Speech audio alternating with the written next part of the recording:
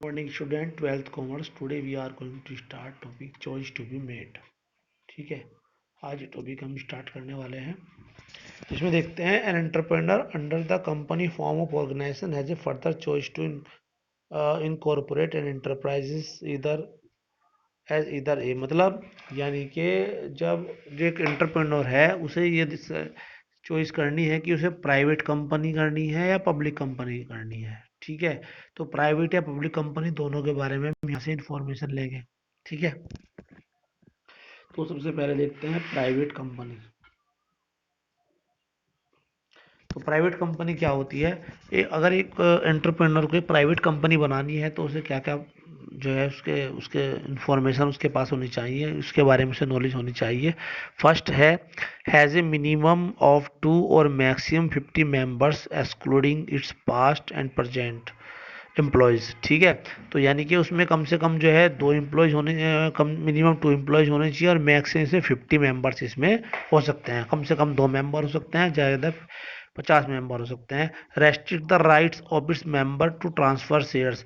जो private company है वह अपने शेयर्स पर जो है प्रतिबंध लगा देती है, उसके शेयर को ट्रांसफर नहीं किया जा सकता है। Point number 3, prohibits an invitation to the public to subscribe any shares or debentures of the company except any deposit from persons other than its director members or relatives। यानी कि यह जो जो प्राइवेट कंपनी है वह अपने shares के subscribe पर पब्लिक को आमंत्रित नहीं करती है, और इसके जो शेयर हैं या जो ये केवल जो डिपॉजिट लेती है अपने डायरेक्टर या मेंबर से ही ले सकती है। Has a minimum paid up capital of 1 lakh rupees, जिसकी मिनिमम पेड अप जो कैपिटल है वो 1 लाख रुपीज़ होती है। Uses the word private limited at the end of its name, और अपने नाम के साथ जो है बाद में प्राइवेट लिमिटेड का यूज़ किया जाता है। तो अगर प्राइवेट कंपनी बनानी है, मिनिमम 2 मेंबर मैक्सिमम 50 मेंबर्स, ठीक है, यह अपने शेयर्स के ट्रांसफर्स पर जो है प्रतिबंध लगा देती है। ठीक है, प्रोहिबिट, और जो है यह पब्लिक को जो है अपने शेयर जो है इनवाइट नहीं करती है। ठीक है, अपने इसको इनवाइट नहीं करती है, और यह जो है इसके जो डायरेक्टर्स जो मेंबर्स हैं उन्हीं से डिपॉजिट ले सकती है।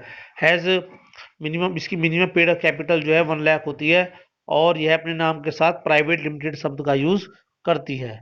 ठीक है, अब पब्लिक पब्लिक कंपनी के लिए क्या है? Under section 31 second of the company act, A public company is a company which is not a private company. यानी कि जो पब्लिक कंपनी है वह होती है जो कि एक प्राइवेट कंपनी नहीं होती है। By implication a public company. ठीक है, अब इसके अंदर कौन कौन से पॉइंट है? फर्स्ट है, has minimum 7 people to commence with no upper limit to membership. यानी कि इसमें जो मिनिमम मेंबर होते हैं वो 7 होते हैं, मैक्सिमम की कोई लिमिट नहीं होती है।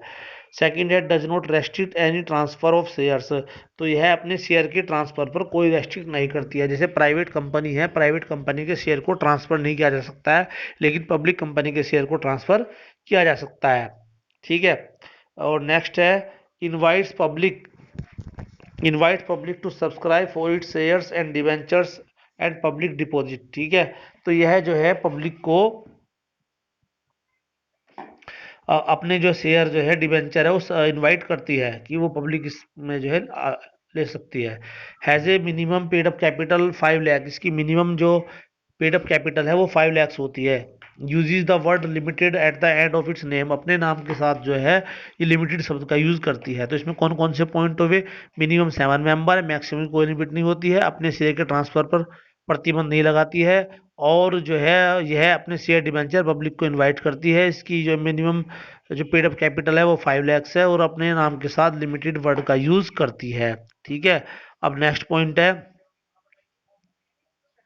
Why private companies more desirable, मतलब जो है जो जो पब जो प्राइवेट कंपनी है वह अधिक आकर्षक या अधिक वांछनीय क्यों होती है, क्या रीजन है? तो in spite of certain restriction impose on private company it enjoy certain privilege under the companies act, a substantial number of entrepreneurs prefer to form a private company because of the following important privileges. ठीक है, तो देखिए private जो company है उस पर बहुत सारी रेस्ट्रिक्शन भी हैं, लेकिन फिर भी उससे कुछ प्रिविलेज भी हैं, कुछ विशेषाधिकार भी कंपनी एक्ट के अकॉर्डिंग जो है प्राइवेट कंपनी को कुछ प्रिविलेज यानी कि कुछ विशेषाधिकार भी मिलते हैं। ठीक है। तो अब जो है, जो एंटरप्रेन्योर्स है वो प्राइवेट कंपनी को क्यों प्रीफर करते हैं, उसके निम्नलिखित जो प्रिविलेजेस हैं, इम्पोर्टेंट मतलब विशेषाधिकार हैं। ठीक है, अब उसमें देखते हैं कौन कौन से क्यों प्रीफर करते हैं। फर्स्ट है, only two members are required to form private company. Private company बनाने के लिए मिनिमम दो टू मेंबर्स की आवश्यकता होती है, लेकिन जब पब्लिक कंपनी बनानी हो तो उसके लिए 7 मेंबर की आवश्यकता होती है, तो इसलिए फर्स्ट एडवांटेज ये है इसका। सेकंड है, only two directors are required to constitute the quorum to validate the proceedings of the meeting। तो इसमें जो उनकी मीटिंग होती है, मीटिंग को चलाए रखने के लिए, उसे वेरीफाई करने के लिए और कोरम बनाने के लिए जो है केवल 2 डायरेक्टर्स की रिक्वायरमेंट होती है। ठीक है, कोरम एक इनकी मीटिंग वगैरह ग्रुप वगैरह इनके बनते हैं, तो उस ग्रुप के लिए कम से कम 2 मेंबर्स की आवश्यकता होती है। ठीक है, और नेक्स्ट है point number 3, such company can file statement in Leo prospectus with the registrar of company. Company के रजिस्ट्रार के पास जो है प्रोस्पेक्टस के बदले में एक स्टेटमेंट फाइल कर सकती है, जबकि पब्लिक कंपनी को जो है प्रोस्पेक्टस ही फाइल करना होता है। Point number 4, it can commence its business immediately after incorporation. यह है जैसे ही इनकॉर्पोरेशन होता है, जैसे ही सम्मेलन होता है, उसके तुरंत बाद अपना बिजनेस स्टार्ट कर सकती है, लेकिन पब्लिक कंपनी ऐसा नहीं कर सकती है।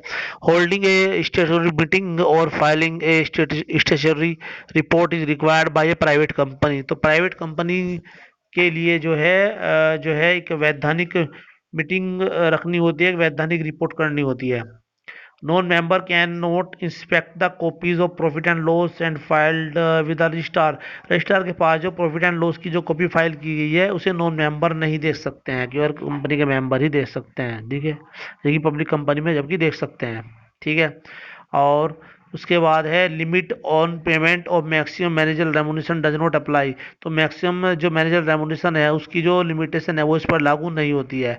रेस्ट्रिक्शन ऑन अपॉइंटमेंट और reappointment managing director do not apply. ठीक है, तो यानी कि जो है मैनेजिंग डायरेक्टर की रीअपॉइंटमेंट या अपॉइंटमेंट का जो रेस्ट्रिक्शंस है वो इस पर अप्लाई नहीं होता है कि मैनेजिंग डायरेक्टर अपॉइंट करना जरूरी है। ठीक है, maintaining of index numbers is not required by A private company. Private company के द्वारा जो है जो मेंबर्स की जो इंडेक्स है उसे बनाना जरूरी नहीं है।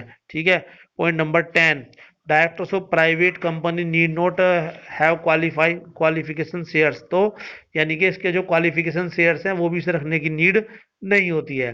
तो इसके कुछ 10 पॉइंट्स ये हुए, इसमें एक बार हम रिपीट कर दें इनको 10 पॉइंट्स से।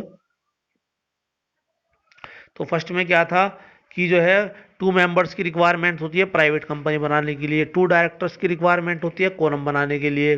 ठीक है, और जो है रजिस्ट्रार के प्रोस्पेक्टस के बदले स्टेटमेंट फाइल कर सकती है, इनकॉर्पोरेशन के बाद बिजनेस स्टार्ट कर सकती है। ठीक है, और जो है एक वैधानिक जो मीटिंग करना जरूरी होता है कि एक वैधानिक रिपोर्ट देने की आवश्यकता होती है बस। ठीक है, और जो नॉन मेंबर्स हैं वह इसके प्रॉफिट एंड लॉस वगैरह को नहीं दे सकते हैं, जो कि पब्लिक कंपनी में दे सकते हैं। ठीक है, मैक्सिमम मैनेजर रेमुनेशन की जो लिमिट है वो इस पर लागू नहीं होती है। और जो है